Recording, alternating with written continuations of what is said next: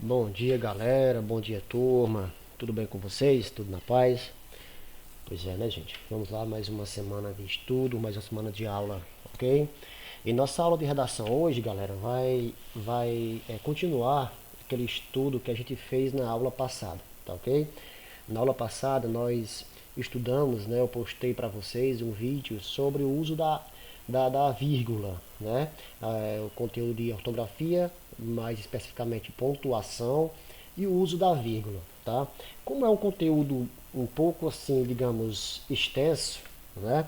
Eu resolvi dividir esse conteúdo em duas partes. Aquele vídeo foi um vídeo de introdução, tá? De introdução. Aí eu produzi para vocês esse outro slides, onde nós vamos estudar a primeira parte hoje e na próxima aula a gente estuda a parte 2. E para concluir, nós faremos um exercíciozinho de prática, né? De prática de estudos, tá bom? Vamos lá. Uso da vírgula, aula de redação, pontuação, uso da vírgula, parte 1, ok? Vamos lá, gente. Primeira coisa, conceituando, né? Vamos conceituar a vírgula, tá?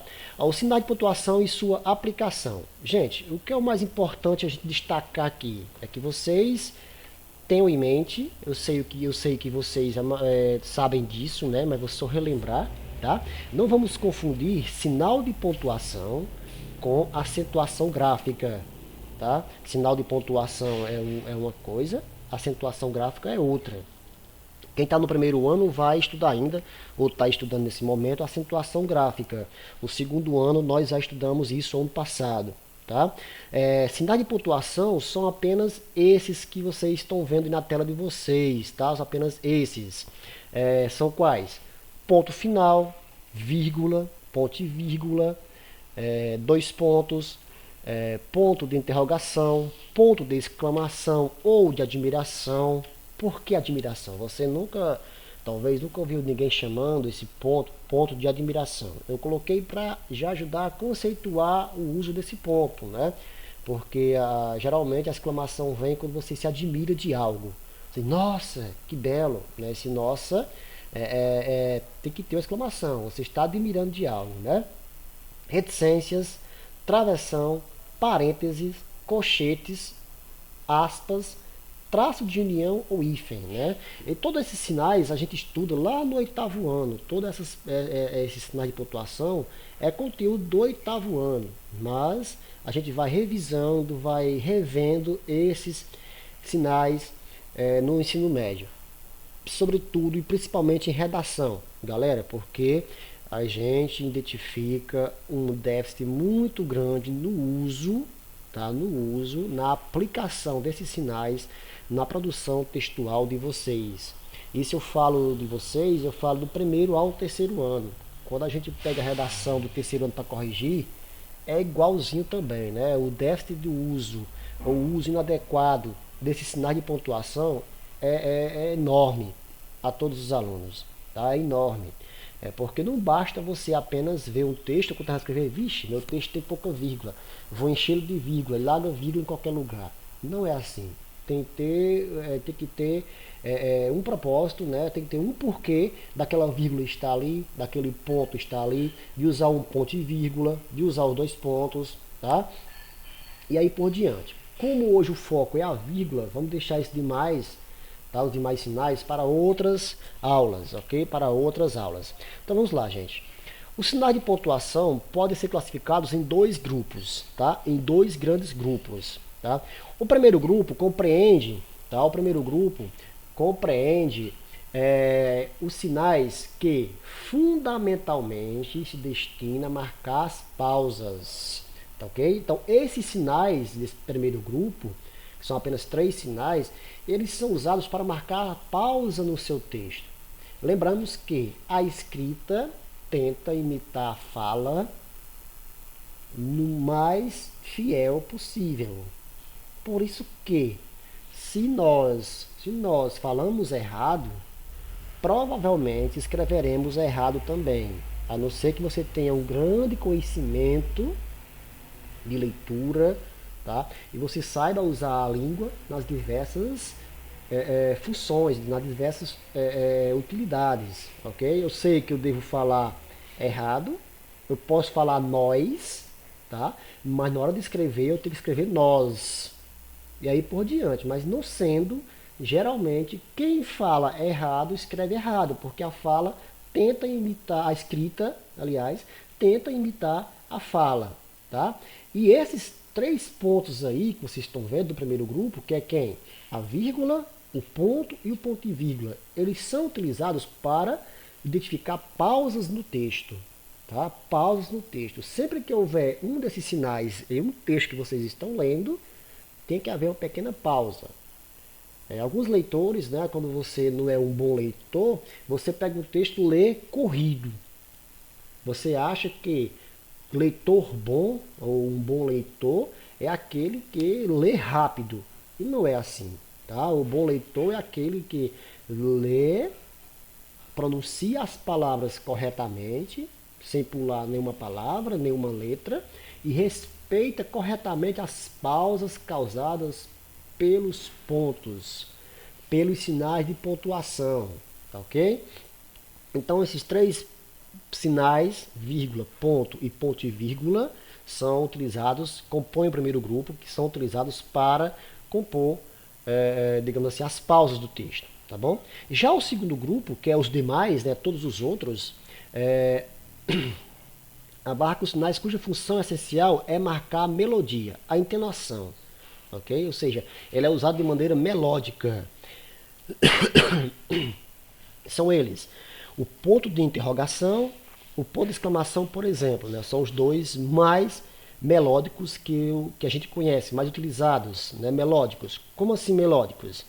Eu posso, por exemplo, falar bom dia, ou bom dia.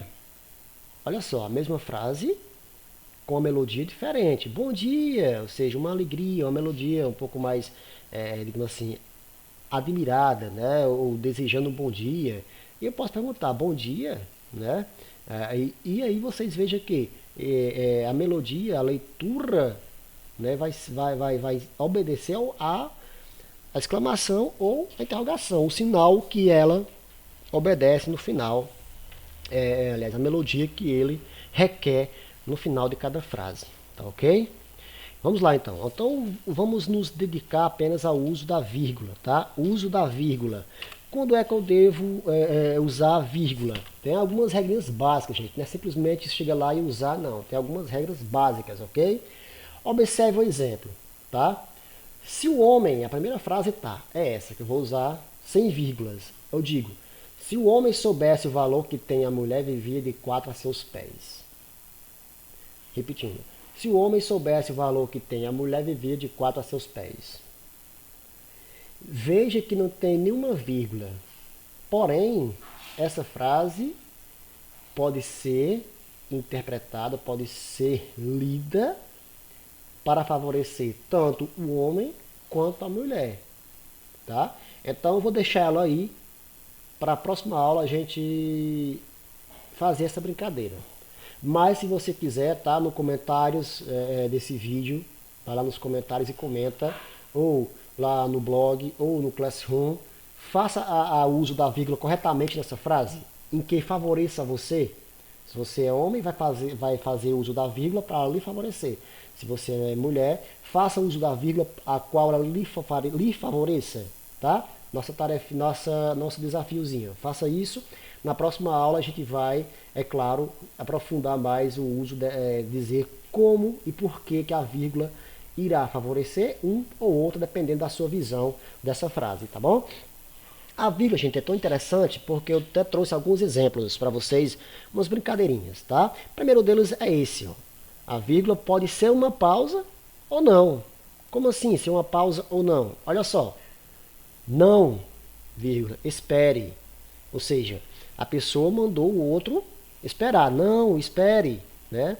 Ou não espere, vá logo, né? A primeira, olha só os significados totalmente contrários que a vírgula pode dar ao contexto. Não, espere, tá? Mandou esperar. Já o outro, sem vírgula, ficaria. Não espere, ou seja, vá logo, não espere, né? Não precisa esperar. Outro, tá? Outro. Ela pode sumir com seu dinheiro, né? O mais grave. ela pode sumir com o seu dinheiro. Eu tinha R$ 23,40, só troquei a vírgula de lugar, fiquei com R$ 2,34, né? De repente, eu só mudei a vírgula de lugar, fiquei liso, né? Fiquei sem dinheiro, né? Outro, né? Ela pode criar heróis, né? Pode criar heróis. Como assim criar heróis? Olha só a frase, com vírgula. Isso só, ele resolve. Ou seja, uma coisa simples, né? Isso só, né? Ou seja, pouca coisa, só isso, ele resolve. Ou seja, só isso a pessoa resolve. Olha só, isso só ele resolve. Ou seja, aqui era uma coisa simples que ele sozinho resolvia. Já a segunda frase, né, é algo tão complexo que só um cidadão resolveria, né? Não é qualquer pessoa que resolveria. Isso só ele resolve, né? Isso só ele resolve. Olha só a frase, tem uma frase bíblica que diz assim: só Cristo salva, né? Só Cristo salva, né? Se eu usar uma vírgula depois do só, como é que ficaria? Só Cristo salva. Ou seja, que Cristo sozinho salvaria, né? E quando eu digo só Cristo salva, quer dizer que de todos os outros, apenas Cristo é capaz de salvar. Entenderam aí o uso da vírgula nesse contexto? Né? Que pode especificar ou pode generalizar um termo, né? E aí por diante. E pode também, galera, criar vilões, né? Eu posso criar também vilões. Esse juiz é corrupto,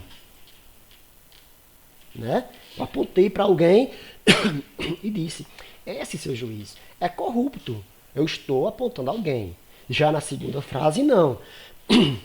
Repare que é a mesma frase, mas eu estou desacatando uma autoridade. Estou desacatando o juiz. Eu digo: esse juiz é corrupto. Tá vendo só, gente? Como a vírgula pode, né, trazer inúmeros sentidos a uma mesma frase, né?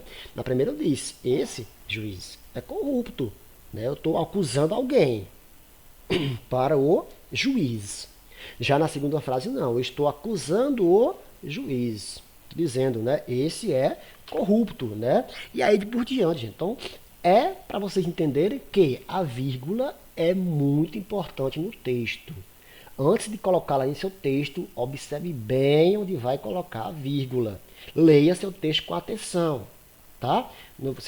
Seu texto com atenção. Por quê? Trouxe outro exemplo, né? Ela pode ser a solução do problema.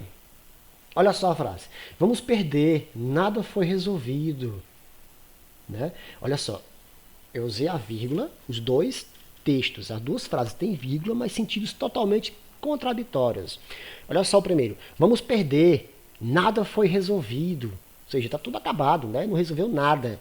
Vamos perder. Já a segunda não, é uma esperança, um alento, é o contrário da primeira. Vamos perder nada, foi resolvido. Ou seja, o problema foi resolvido. Mas quem foi que resolveu o problema aí? Apenas a vírgula, tá? Apenas o uso da vírgula no lugar certo. Se eu deslocar ela para lá ou para cá, veja que as duas frases têm vírgula, porém o significado das frases são totalmente diferentes, né? Então, ressalto a vocês. Cuidado quando for colocar uma vírgula no texto de vocês.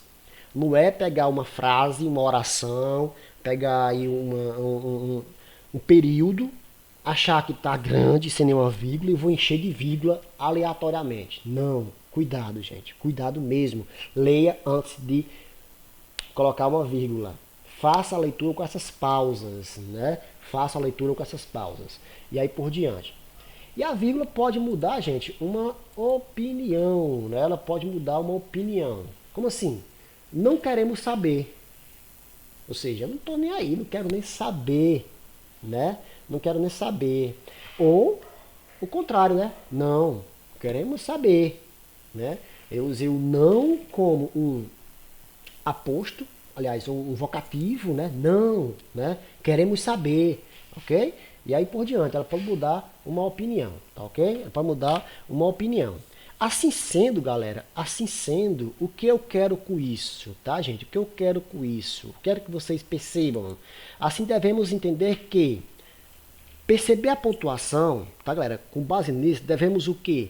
Perceber a pontuação como um recurso gramatical que contribui para a construção de sentido do texto. Tá, gente? Então, vocês viram nas frases, exemplos que eu trouxe para vocês, que não é qualquer, não é de uso aleatório que a pontuação está lá empregada. Ela está empregada no sentido de contribuir para a construção de sentido do texto. Porque quando eu tiro a vírgula, o texto fica sem sentido. Daqui a pouco eu vou mostrar um exemplo prático disso aí. Tá? Um texto sem sentido. Segundo objetivo, compreender o uso da vírgula como um aspecto lógico sintático e não simplesmente prosódico. O que é uma coisa prosódica? É uma coisa formal. Eu vou usar porque eu tenho que usar. Meu texto tem que ter vírgula. Não, não é isso. Tem que ser lógico e sintático. Não é uma coisa prosódica, apenas formal. É uma coisa que tem que ser usada com lógica, no sentido sintático da oração. Ok? E é claro, né, o objetivo principal é que você aprenda a empregar corretamente a vírgula em período simples e composto. Tá? Período simples e composto. Nessa aula vamos ver apenas os períodos simples, que é a vírgula entre textos. Tá? Entre orações, aliás. Tá? Intra-orações, aliás. Ok? Na próxima aula vamos ver os períodos compostos. O uso da vírgula em períodos compostos. Ok? Então, nosso objetivo principal, nosso objetivo primeiro, digamos assim, é esse, tá? É esse. Voltemos aqui, tá? Voltemos aqui. Vamos lá. Então, quais são, professor, quais são as regras de uso da vírgula? São simples, tá? Eu tenho apenas para vocês aqui 6 regrazinhas básicas. Vamos lá. A primeira, essa aqui nós já vimos, né? A primeira regrazinha básica para que a gente possa estudar a vírgula no nosso conceito, né? Regrazinha básica.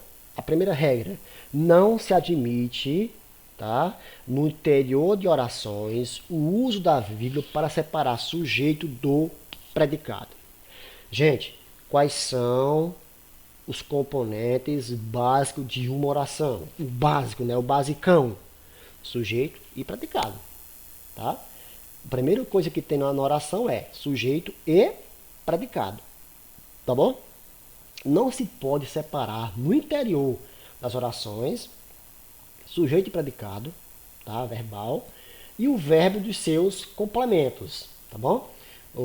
Dos seus complementos. Então, sujeito e predicado e verbo e seus complementos eu não posso separar por vírgula. Exemplo: os alunos estão todos eufóricos à espera das aulas presenciais.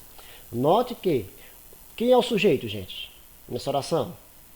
Sujeito, quem é? Se você está com dúvida, vixe Maria, né? É sinal que você não fez um ensino fundamental do jeito que deveria saber, né? Sujeito predicado é algo simples, né?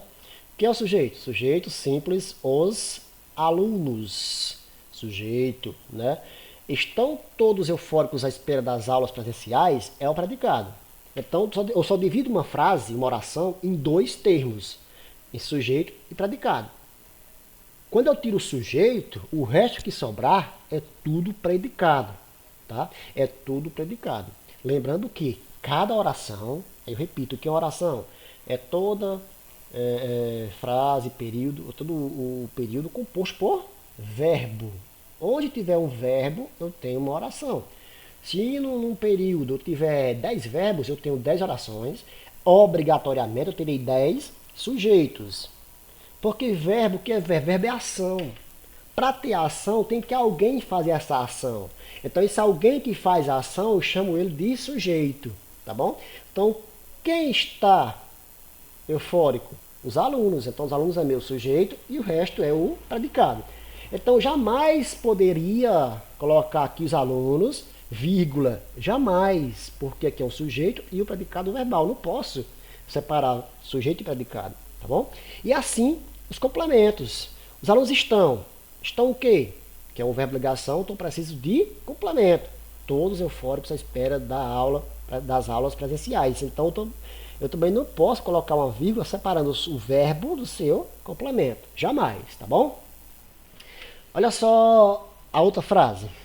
Entreguei aos alunos as atividades. Quem é o verbo? O verbo é entreguei. Eu tenho sujeito. Eu tenho sujeito aqui. Tenho quem entreguei. Quem entregou? Eu. Né? Aqui eu tenho um sujeito oculto, um sujeito elíptico, um sujeito, né, que aqui eu sei que o sujeito é eu, está aqui oculto. Eu entreguei, né? Eu entreguei. Então, como o sujeito é oculto, toda frase é predicado, tá? Olha só o exemplo aqui, para você não separar o verbo e seus complementos. Entreguei. Quem entrega? Entrega algo a alguém, tá? Entrega algo e alguém. Aqui é um verbo transitivo direto e indireto. Então, entreguei. Entreguei o quê? Aos alunos. O quê? As atividades. Então, não posso colocar vírgula aqui. Mesmo que os objetos, tá? Os objetos direto e indireto esteja deslocado. Qual seria o normal dessa frase? A escrita normal seria o seguinte: entreguei as atividades aos alunos. Veja que o objeto direto foi lá para o final da frase e o indireto veio para o início, para próximo do verbo. Mas mesmo assim, mesmo havendo essa inversão sintática, eu não posso usar vírgula, porque é verbo e complemento. Entreguei, quem entrega, entrega algo. Entrega o quê? As atividades, objeto direto. Entrego a alguém. A quem? Aos alunos. Objeto direto. Tá? E aí por diante. Então, gente, dito isso, podemos dividir o uso da vírgula, então, em dois grupos. Tá? Em dois grupos. Quem são esses grupos? A vírgula no interior das orações, é o que nós vamos estudar hoje, concluir, e a vírgula entre orações. Tá? Eu não posso usar a vírgula também entre orações. Não uso apenas no interior. Posso usar também entre orações. Porém, essa aqui, essa vírgula entre orações, vai ficar para a próxima aula, ok? Próxima aula. Vamos lá. Vírgula entre orações. Diferentemente, vamos lá dar um zoom para melhor vocês verem. Diferentemente do que se imagina, as regras de uso da vírgula não estão diretamente condicionadas às pausas feitas pelos falantes. Gente, eu sei que vocês já ouviram por aí, né? A vírgula usa-se para dar para fazer uma pausa quando você fala, tá? Não é bem assim, tá, gente? Não é bem assim. Se fosse assim, uma pessoa tivesse com asma, né? E fazer um texto, amanhã eu vou à escola e tal, né? Toda frase que ele falando e fazendo e dando uma vírgula. Não é bem assim, né? Isso porque a linguagem escrita segue invenções próprias, tá? Não é assim. A linguagem tem que ter suas regras para ser escrita, né? Não é bem assim. A pausa, cada palavra, se eu pausar, tem que botar uma vírgula. Não é assim, tá? Tem que obedecer determinadas regras. E são essas 6 regrinhas aí, ó. Por esta razão, devemos usar a vírgula nas seguintes situações. Primeira situação, gente. Primeira situação, tá? Mesmo valor sintático, ok?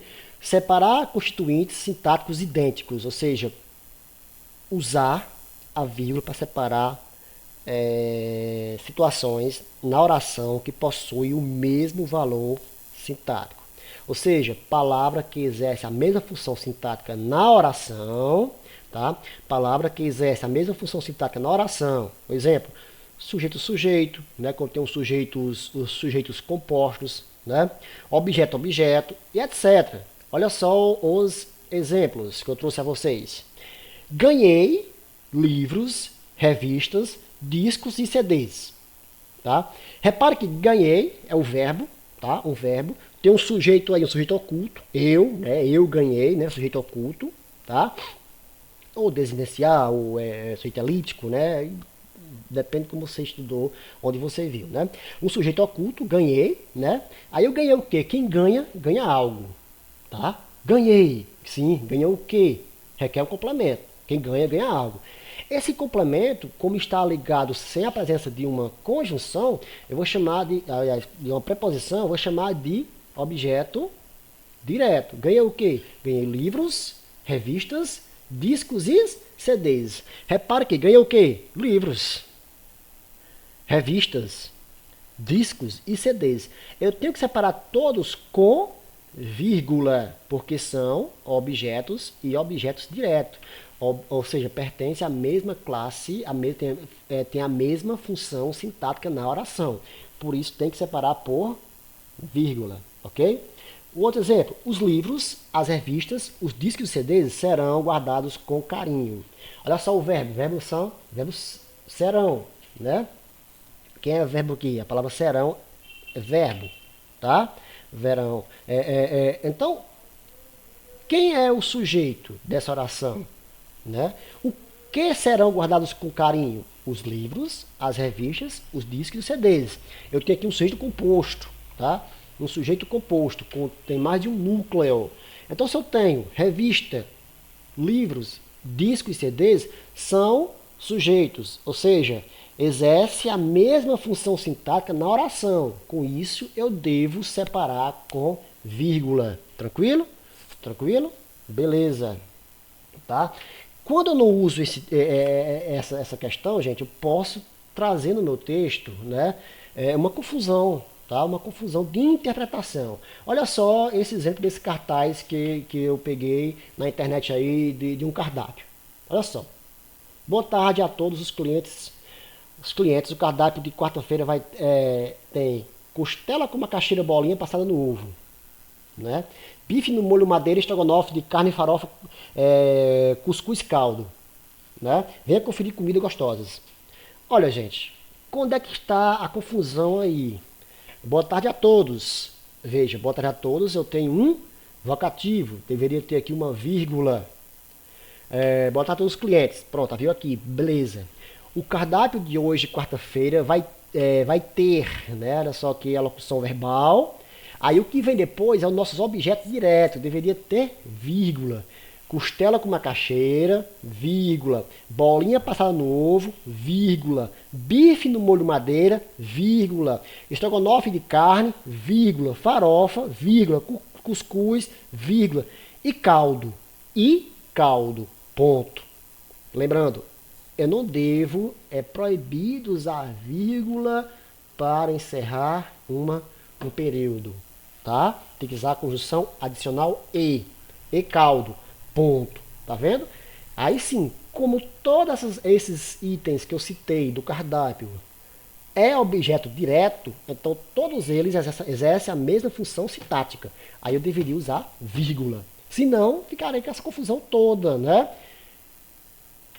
Eu vou entender aqui que é costela com macaxeira bolinha passada no ovo, né? Ou seja, macaxeira bolinha passada no ovo. Bife no molho madeira estrogonofe de carne.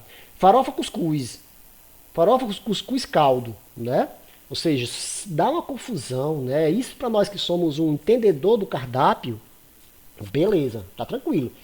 Agora imagina um estrangeiro, imagina alguém de fora que não conhece a culinária cearense, tarrafas, entender esse cardápio. Ficaria doido, né? E não entendia nunca, né? Então, por isso que o uso da vírgula é muito importante nessas situações. Situações 2, né? Situação 2, tá? Isolar aposto, o vocativo e termos repetitivos, ok? Isolar apostos, o vocativo e termos repetidos.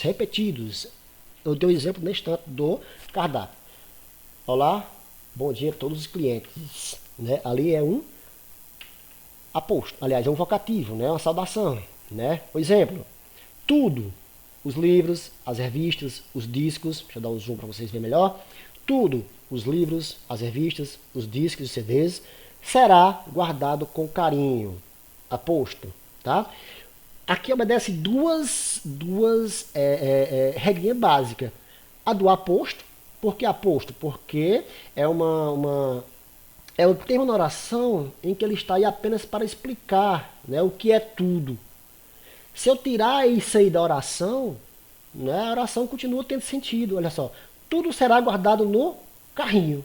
A oração tem sentido? Continua com o mesmo sentido. O aposto tem essa função apenas de explicação, uma função explicativa. Tá? Ele não é tão importante na frase. É para deixar a frase, assim, uma oração um pouco mais clara. Mas ele não é essencial, ele não é um termo essencial da oração. É assim que eu quero dizer para vocês, tá bom? Então, assim, mas, olha só, os livros, as revistas, os discos e os CDs é um aposto, tem que ser separado por vírgula, ele tem que vir entre, olha uma vírgula aqui e outra vírgula. E essa vírgula interna é porque ambos obedecem àquela regra anterior, possuem a mesma função sintática, a função de aposto. Por isso, deve ser separado com vírgula, tá bom? Olha só outra frase. Amigos, vírgula, guardem seus objetos com carinho. Um vocativo, tá? Todo vocativo tem que vir também separado por vírgulas. Geralmente, vocativo é um chamamento, digamos assim, né? A gente aprende nessa básica. Vocativo é o quê? Um chamamento. Amigos, repara que a entonação, amigos, é chamando a atenção de alguém, dos amigos, né? Guardem objetos com carinho. Vocativo tem que vir também entre vírgula. E termos repetidos. Tudo que li me faz crescer. Ele repetiu tudo várias vezes para dar mais importância ao ato de ler, né? Para generalizar para tudo. Fez a pessoa crescer. Mas tem uma ressalvazinha, né? Atenção, atenção, atenção. Quando o termo repetido se constituir onomatopeia, não devemos usar vírgula. Por exemplo, toque-toque, plim-plim, né? É uma figura de linguagem onomatopeia que vai imitar os sons dos objetos, né?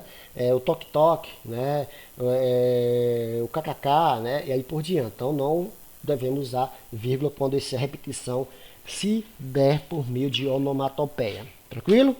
Vamos lá. Seguindo com nossa aula, vamos ao terceiro. Os adjuntos adverbiais deslocados. Gente, isola o adjunto adverbial deslocado e ou quando extenso. O que é, gente, um adjunto adverbial? É quando tem uma frase que funciona como advérbio, tá? Advérbio. Daí, qual é a função, ou seja, qual é o lugar natural, qual é o seu lugar natural do advérbio numa oração? É no final dela, tá? No final dela.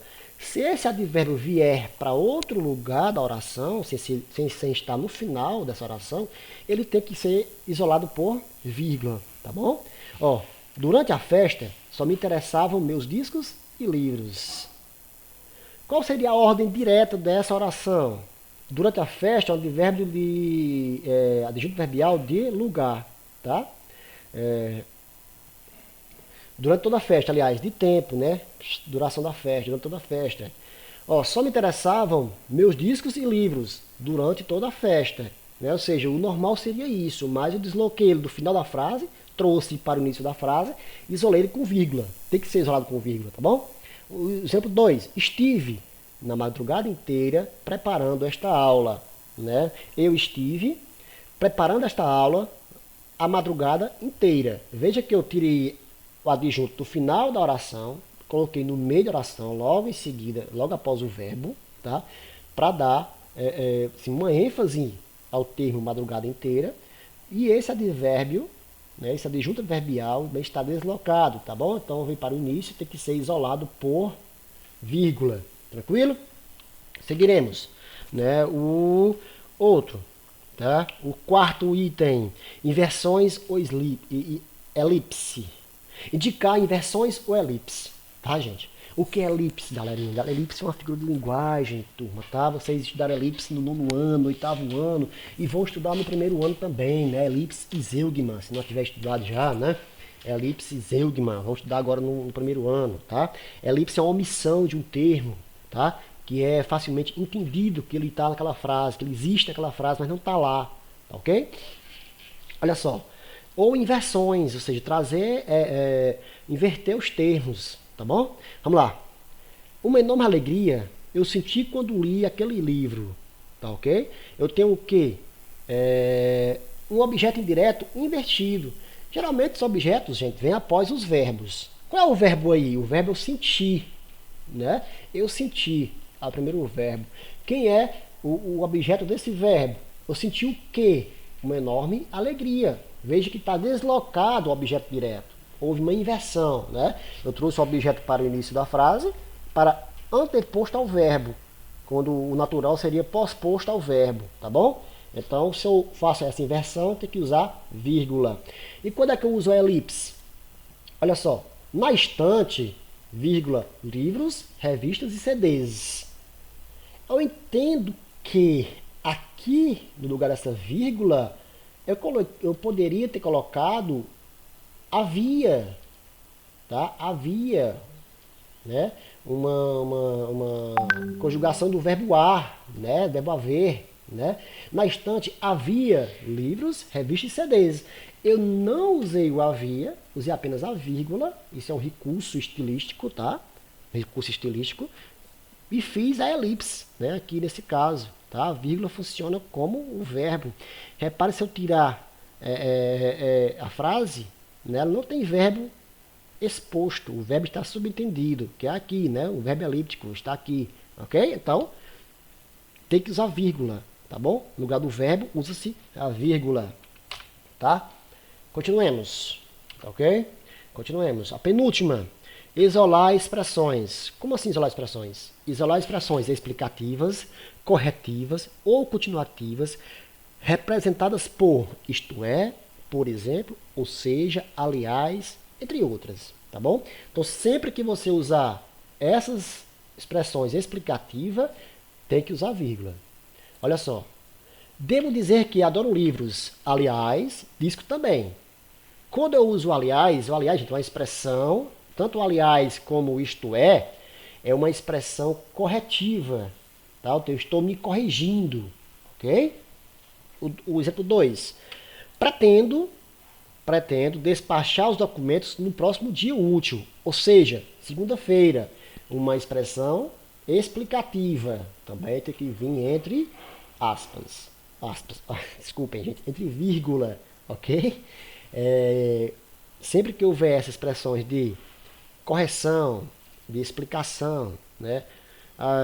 Você faz uma frase assim, assim, assim, vírgula, por exemplo, vírgula, tem que botar sempre entre vírgula esses termos, tá bom?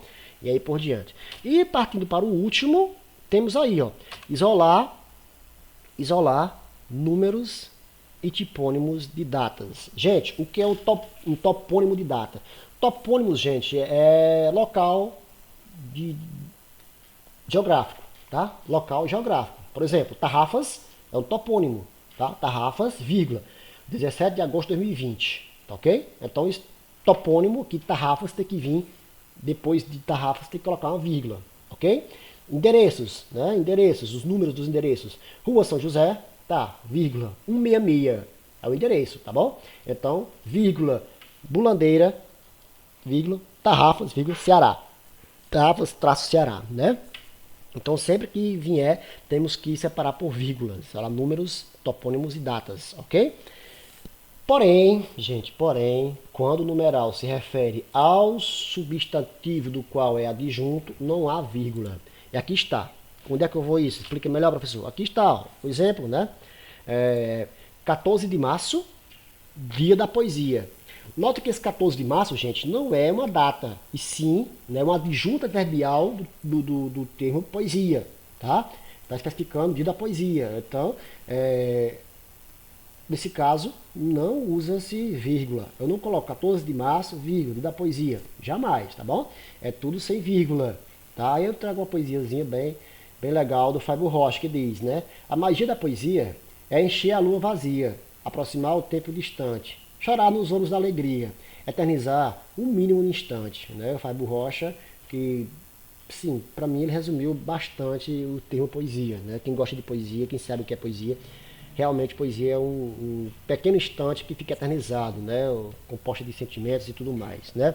E aí por diante, tá bom, gente? Então, assim, por hoje nós encerramos nossa pequena apresentação por hoje, tá? Na próxima aula a gente vai vir com o segundo tipo, entre orações, tá? O segundo grupo e uns exercíciozinhos bem básicos, tá ok, gente? Então foi um prazerzão estar com vocês mais uma vez. Bons estudos, encaminhe as dúvidas nos comentários do grupo, tá? No meu WhatsApp ou nos comentários do blog ou no Google Classroom, tá? Um abração a todos e fique com Deus.